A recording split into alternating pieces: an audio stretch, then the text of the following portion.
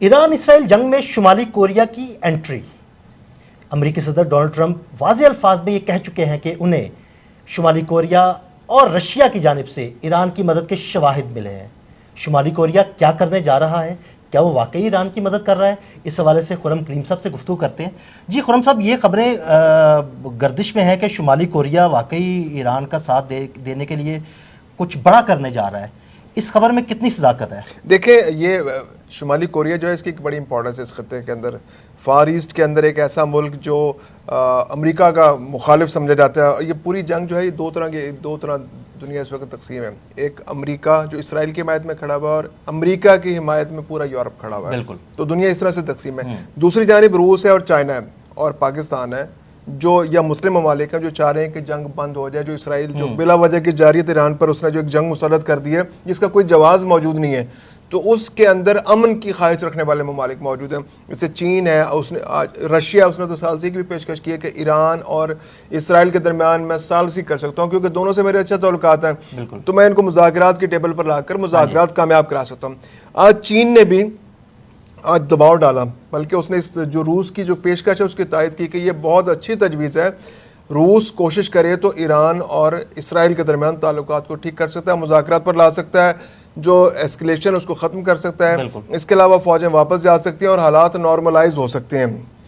ये चीज़ें अब शुमाली कोरिया जो है, ये एक ऐसा मुल्क है जो रूस और चीन से जिसका बहुत करीबी ताल्लुक है, बल्कि एक तरह से अगर हम देखा जाए तो यूँ समझिए कि उनके दिफाई पैक्ट है उनके साथ। तो जो चीन बोलेगा या रूस बोलेगा, और दोनों चूंकि अमेरिका के खिलाफ बोल रहे हैं इस वक्त, जो अमेरिका के इंटरेस्ट के अगेंस्ट जा रहे हैं, क्योंकि अमेरिका का इंटरेस्ट इसराइल को लेके, इसराइल अमेरिका की जंग लड़ रहा है। अमेरिका यहाँ पर सारे वसाइल पर कब्जा करना चाहता है। वो उसको उसके वसाइल की जो उसके राल्ट बकरी ईरान को देख के, उसमें सबसे बड़ी रुकावट वहाँ की जो हुकूमत है, जो इनकलाबी हुकूमत है, जो पासदारान की प्रेजेंस है, जो खामनाई साहब जो मौजूद है वहाँ पे, वो सबसे बड़ी रुकावट है। अमेरिका ने वहाँ पे से सारा माल समेटना है।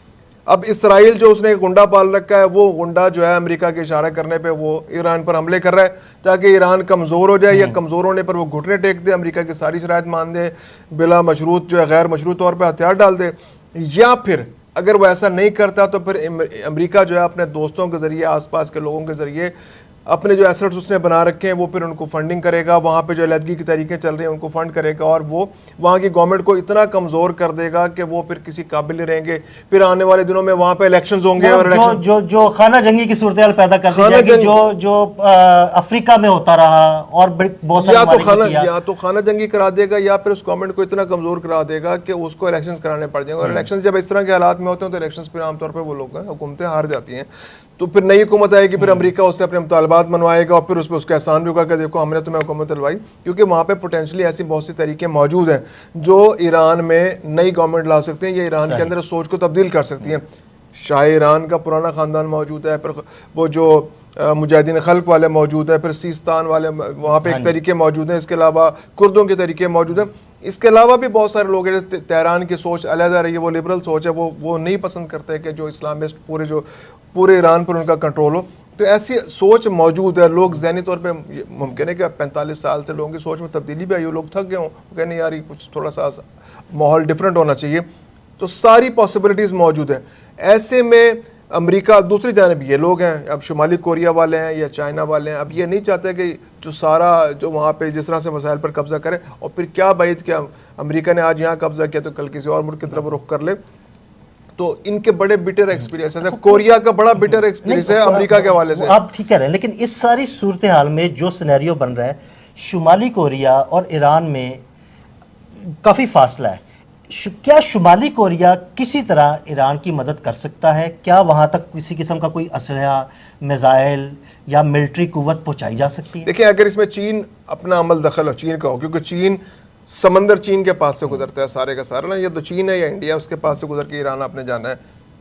चीन, इंडिया और पाकिस्तान, ये 3 मुल्कों के सामने से गुजर के जाना है। वहाँ पर अमेरिका की तो नेवी के सब जगह मौजूद है, अमेरिकी नेवी, लेकिन वो उतनी मजबूत नहीं है चाइना की मौजूदगी में। चाइना अगर अंडर कवर वहाँ से उसको सपोर्ट दे तो इस बात के इम्कानात मौजूद हैं कि ईरान को किसी तरह कोई कमक पहुँचाई जा सकती है। अदरवाइज सेटेलाइट निज़ाम तो दुनिया में इतने मजबूत हैं कि आप एक एक चीज़ को मॉनिटर कर रहे हैं, क्या कौन सी गाड़ी कहाँ से निकल रही है। लेकिन दूसरी जानिब हम देखें कि ईरान पर कितने अरसे से सैंक्शंस हैं, इसके बावजूद ईरान जो है वो तेल स्मगल कर रहा है दुनिया के मुख्तलिफ ममालिक को।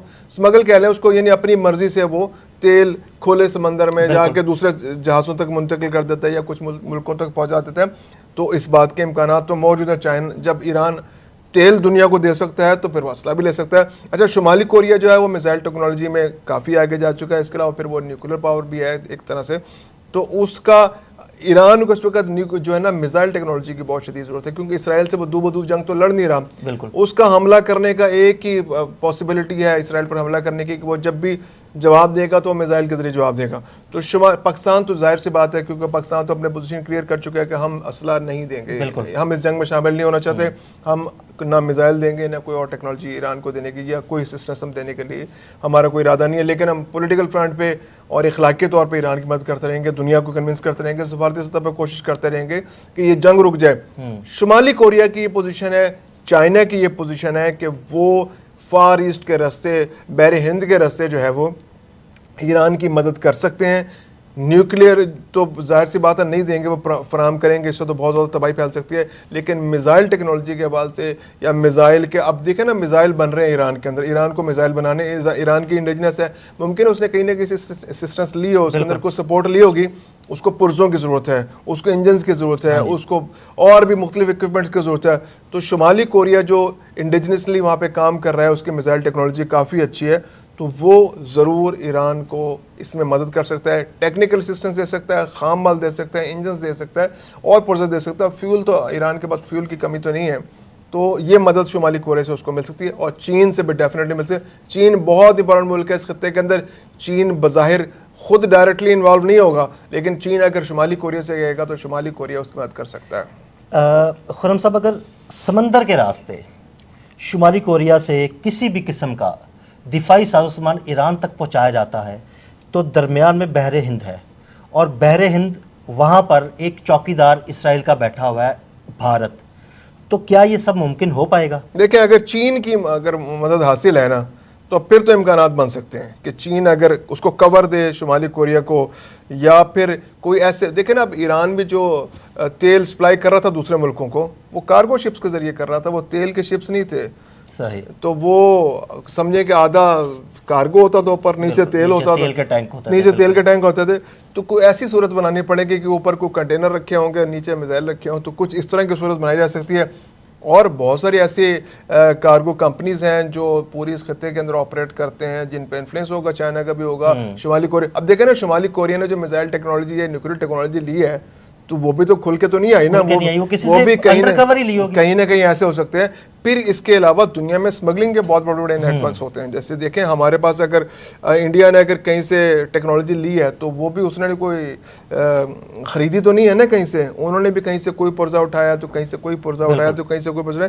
तो जो इंटरनेशनल स्मगलिंग नेटवर्क्स होते हैं, अब देखें ना, ड्रग माफिया का एक पूरा निज़ाम है। बिल्कुल। अब वो ड्रग माफिया जब कहीं ऑपरेट करती है तो वो किसी से इजाज़त लेकर तो नहीं आते ना, वो तो वो अपना सामान कहीं भी पहुंचा देते हैं ना। बिल्कुल। तो इसी तरह जो वेपन्स की स्मगलिंग करने वाला, वो भी दुनिया में नेटवर्क्स मौजूद हैं, तो वो भी अपने तय काम करते हैं। जिस तरह से जहां मसला पहुंचाना चाहते हैं वो पहुंचा लेते हैं गैर कानूनी। अब अफ्रीका के अंदर जो असले मौजूद हैं या अफगानिस्तान के अंदर मसले मौजूद हैं, असला मौजूद है, तो कहीं ना हमारे टीटीपी के पास असला मौजूद है, पता नहीं कौन कौन सी दुनिया के ब्रांड्स उनके पास पड़े हैं असले के। तो असला तो सब जगह पहुंच जाता है। तो शुमाली कोरिया से ईरान असला पहुंचना भी को बहुत बैद नहीं है, सब पॉसिबिलिटी है। बहुत शुक्रिया खुरम साहब जी। बिल्कुल, शुमाली कोरिया से ईरान तक दिफाई साजो सामान की सलाहियत पहुंचना कोई मुश्किल काम नहीं है, अगर चीन इसमें शुमाली कोरिया की मदद करे।